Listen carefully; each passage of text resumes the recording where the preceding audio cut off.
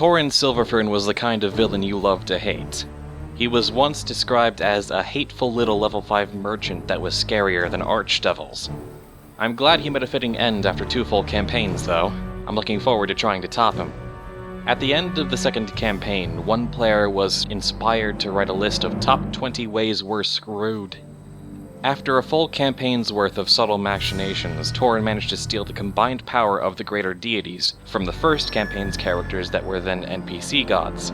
He was about to ascend to unthinkable power, was slapping the party of 10 around, one of which was level 30, laughing hysterically about how their efforts to defeat him only aided him, how he'd planned for everything they could do, how he had a dozen contingency plans. And then one of the players, near dead, ran over to him and pointed his Rod of Wonder at Torrin's head point blank. Plan for this! The rod triggered and the player rolled a D100.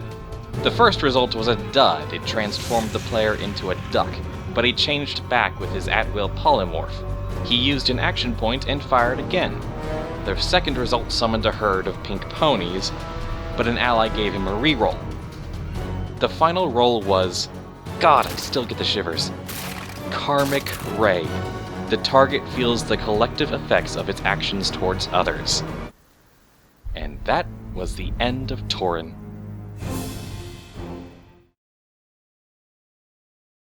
My heroes encountered their main villain on multiple accounts, attempting to thwart whatever evil plan he was trying to go through with.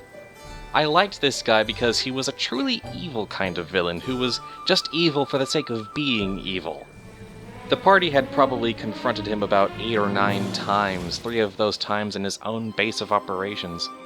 He's also met with the heroes when he wasn't in the middle of some evil plot. Then he's just kind of a wise guy.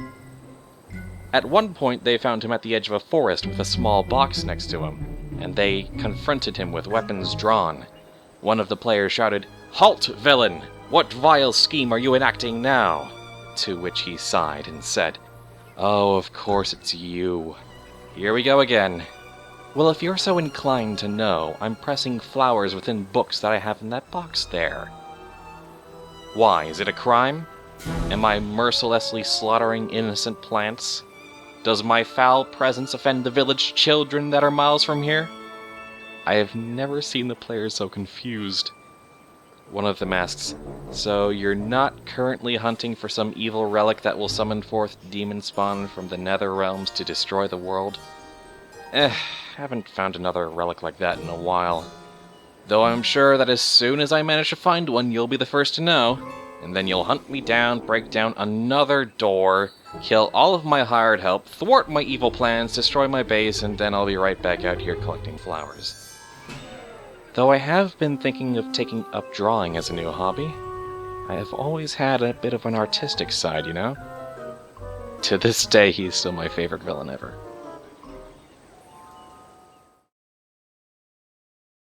I remember one anime physics game I played in where one of the things we could put points in was hammer space capacity. I put all my points into that. Now here's the thing. The rules that were made said that you could carry anything in hammer space if it fit within the capacity, regardless of load and weight limits, and anything pulled out of your hammer space was your weapon to wield as you saw fit. Also, putting something in hammer space was an instantaneous action.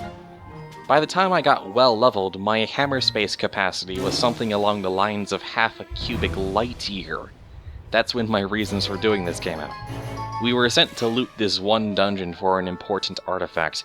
The monsters were all high level, and the DM fully expected us to take several sessions to make our way safely through, preferably by sneaking.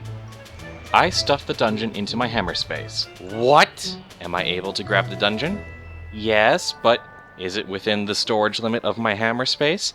Yes, but there's nothing in the rules that says I can't shove a building into my hammer space, is there? Well, no, but... Oh, go ahead, I don't see how it will help you. Now that the dungeon and all its contents are in my hammer space, I pull the artifact out of the hammer space. And of course my favorite line of the campaign. Insert villain here, sends his dragon minions after you. I dual wield the dragons. How? I stuff them in hammer space first. And that is how a character who had a 1 in every stat but in essence load limit became the most badass character in the game. Needless to say, the Hammer Space rules got majorly tweaked for the next campaign. I nearly TPK'd my party with a knock-knock joke. There was a trap door that had a giant knocker and a sign that said to knock twice. You do so, and the door's magic mouth responds with, "Who's there?" It was an obvious setup for the PCs to make a lame knock-knock joke, and indeed, making such a joke would unlock the door. Failure to make the joke allowed the door's 2 eyes to strike you with ray spells. Not one PC dared to make a knock-knock joke. It didn't even have to be a good one. As long as there was an attempt at humor, the door would open. But no, they instead used brute force against the door, getting blasted with spells the entire time. Eventually they disabled both eyes, but by then all the PCs were down to single-digit HP and the cleric was out of healing spells. They began damaging the door to force it open, but stopped because they didn't want to damage their weapons attacking a masterwork iron door. No one in the party had blunt weapons at the time, and they were all 12th level. They gave up and went another path.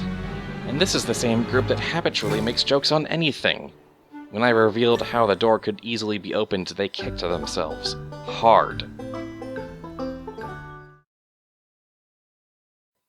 Let me tell you a fun little story. It all starts in a game of D&D 3.5. I had a rogue who was banished to another realm by accident. Well, I needed someone to play, so I brought in a backup character. Enter Aaron. Aaron was a kind, gentle paladin who had sworn an oath never to strike a living creature. This led to him being called a wuss by the rest of the party. He was the gentlest paladin you'd ever seen. Then one day a drow started trouble in town and took an old woman hostage. That old woman was Aaron's mother. Aaron responded by calmly approaching. The drow knew damn well that Aaron couldn't harm him, so he laughed Aaron off as bluffing. Aaron, however, had a secret. He had sunk a lot of points into intimidation and diplomacy. He also had a homebrew paladin spell called Stunning Force. Basically, it did non-lethal damage, and it worked by displaying his righteous anger and causing it to manifest as a vision. Now, the thing is that I rolled so well and had enough points in intimidation, as well as my will modifier, that I didn't stun him. I completely overwhelmed him. The DM did not expect me to attack the drow, and the drow took so much shock damage that he keeled over dead of a heart attack. Nobody made fun of Aaron after that.